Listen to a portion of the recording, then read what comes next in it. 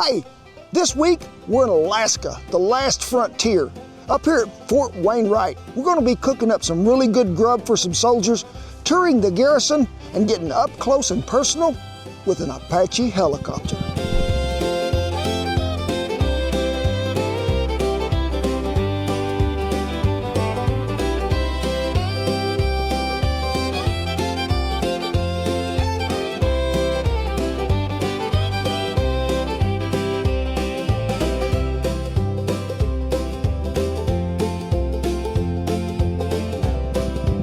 In this week's episode, it's a little different. Not going to be a recipe that we're going to throw out there to you, no.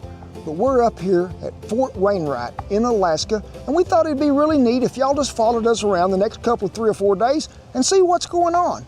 Hey, you know, this all started way back in January when a good friend of ours, Devlin, reached out to us and said, hey, could y'all come up here and maybe help me boost morale, give these soldiers a little recreational activity, but also teach them something. Maybe how to cook in a Dutch oven. Maybe feed them a good steak dinner. So we decided we would do that. This is a once-in-a-lifetime opportunity for us to get to come up here and do this. We hope you enjoy because, whew, we had a blast. Now, y'all may notice as Shan's filming along here, you're going to see some camera crews there in the background.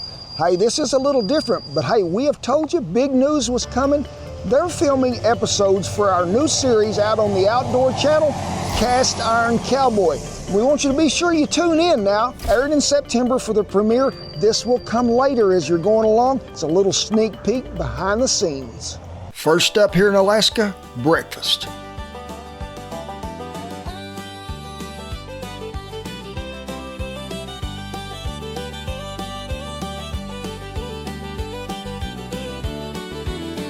We got to feed about 12 of them soldiers as they're going to come up and do PT. This morning we're going to be making mountain man breakfast for these fellers. As I got the fire going, looked off there in the distance, and we're having company, something I've never had, and that is a moose coming off the hill over there.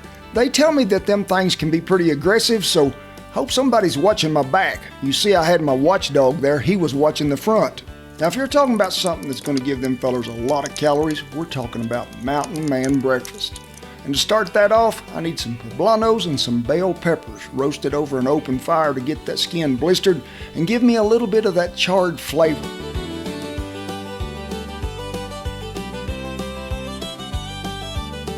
Time to throw in the bacon it is, and we're going to brown up about 4 pounds of bacon to go with this. But one fell out, but there's the culinary crew. He's going to clean it up for me.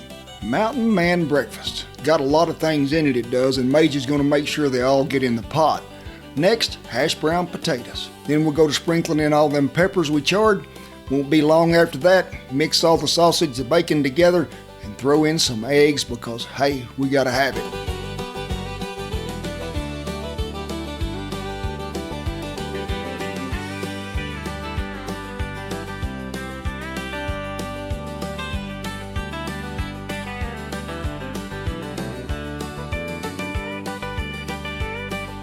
There it is, all put together. Mountain man breakfast, cinnamon rolls with some homemade icing. Chow time it is. We're gonna watch them fellers go through the line, pour them up some coffee there, make sure they still have plenty. And it is a great honor for me and Shan to be able to feed these troops, it is. We are so blessed to be up here at Fort Wainwright. Now, they ain't no chairs that we brought into camp, but they got a lot of birch wood. And they just sawed us up some stumps and brought over there so them fellers can just have dining at its best right here in the frontier of Alaska.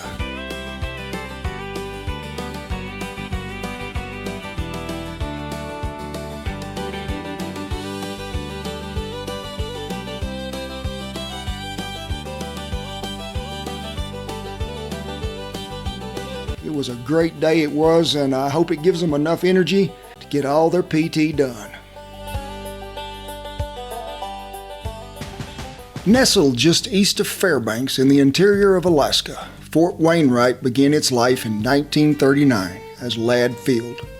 Established as a U.S. Army Air Corps cold weather test station to evaluate aircraft, equipment, and survival gear under extreme Arctic conditions. During World War II, Ladd Field became vital to the Lend-Lease program. Over 7,900 aircraft were transferred here to the Soviet pilots who would fly them across Alaska into Siberia to support the Eastern Front. After the war, it transitioned into Ladd Air Force Base, remaining active through the early Cold War years, focusing on strategic Arctic reconnaissance and defense missions. On January 1, 1961, control returned to the U.S. Army, and the installation was renamed Fort Jonathan M. Wainwright, honoring General Wainwright, the recipient of the Medal of Honor, for his brave defense of the Philippines during World War II. Today, Fort Wainwright spans over 1.6 million acres, making it the largest U.S. military installation outside the contiguous United States and remains the Army's premier Arctic training ground. I'm Elizabeth Cook, and I am the Cultural Resource Manager for U.S. Army Garrison, Alaska.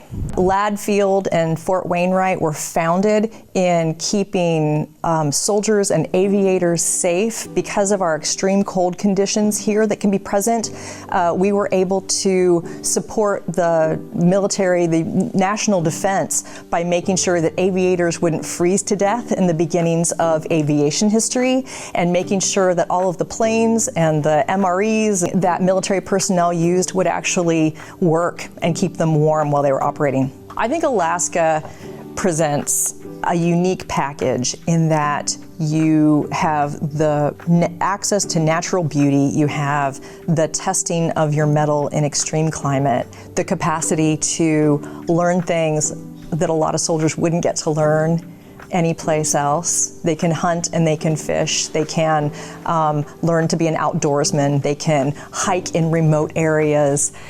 Being at the end of the road is kind of nice. It's easy to approach someplace like Fort Wainwright and say, oh, we're going to learn how to survive, but you don't. You're really learning how to thrive. That's probably the most unique thing about here is people see from the outside see it as a survival exercise, and it's really not. It's an expansion, thrive exercise.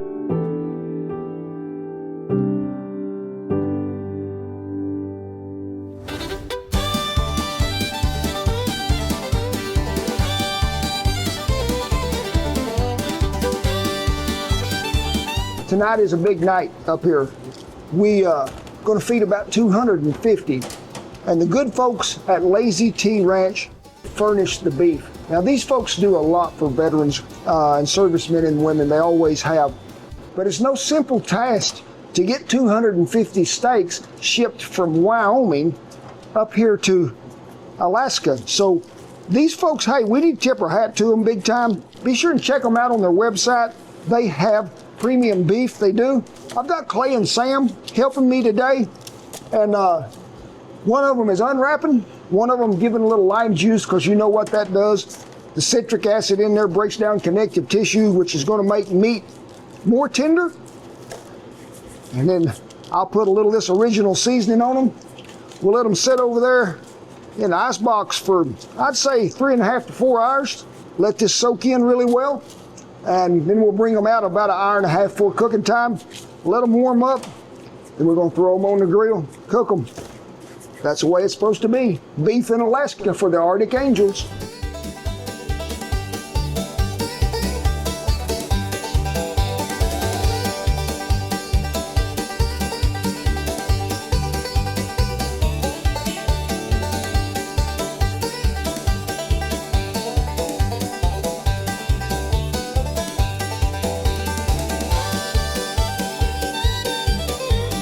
We have 3 grills going, and they're gas, so we added some soaked mesquite chunks to this to try to up the game and give it a little flavor. So me and Sam and Clay, we fighting fire, turning meat.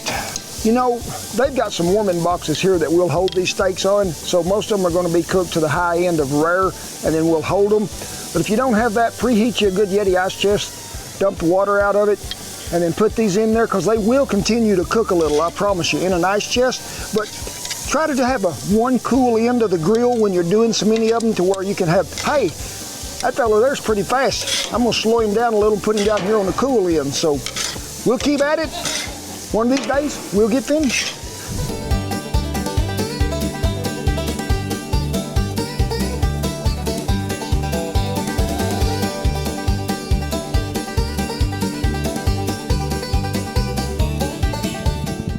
highlight of the trip for me, and it don't get no better than this, climbing inside an Apache helicopter.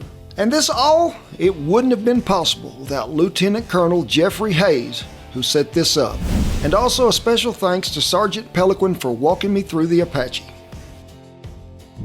I've put on a lot of things and seen a lot of things at the chuck wagon, but never in my life have I walked into a locker room like this, put on a flight vest, and got a helmet. I'm gonna trade in my cowboy helmet for one of these Apache helicopter helmets.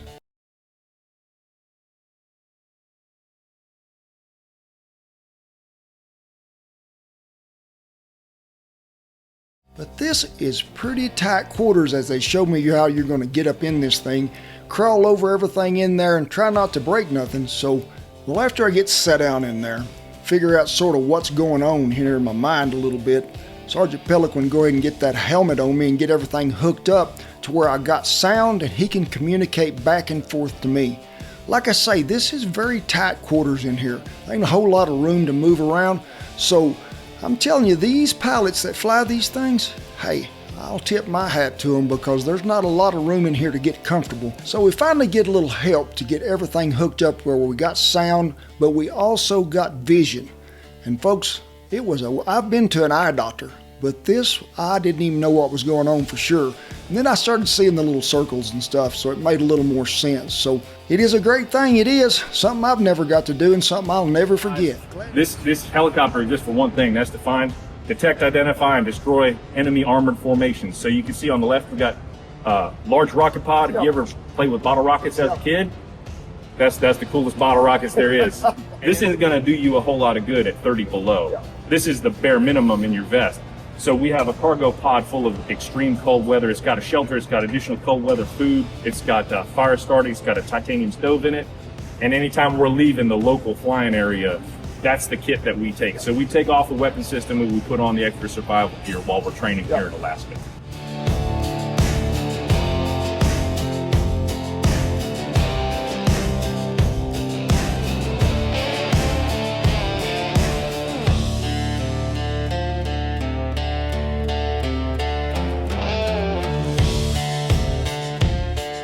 Great job, sir. I want you to have this. We flew this in an Apache for you on a flight out in the Alaska hinterlands here. This says the accompanying flag was proudly flown on board H-64D Apache number 0885565 by an aircrew of 125 Attack Frontier. This flag was flown over the wilderness of the great state of Alaska and symbolizes the unshakable resolve and dedication of the United States of America to defend freedom wherever it's threatened. Presented to Kent Shannon Rollins in appreciation for the honor you show to our servicemen and women every day. We'll keep that old flag a-flying. Hey, brother. Sir, it's been a great pleasure. It's been my pleasure. You're welcome back here anytime. Yes, sir. Thank you kindly, sir. Thank you. And thank you, Miss Shan. I appreciate it. You're welcome. Thank you. This means the world. Yes, sir.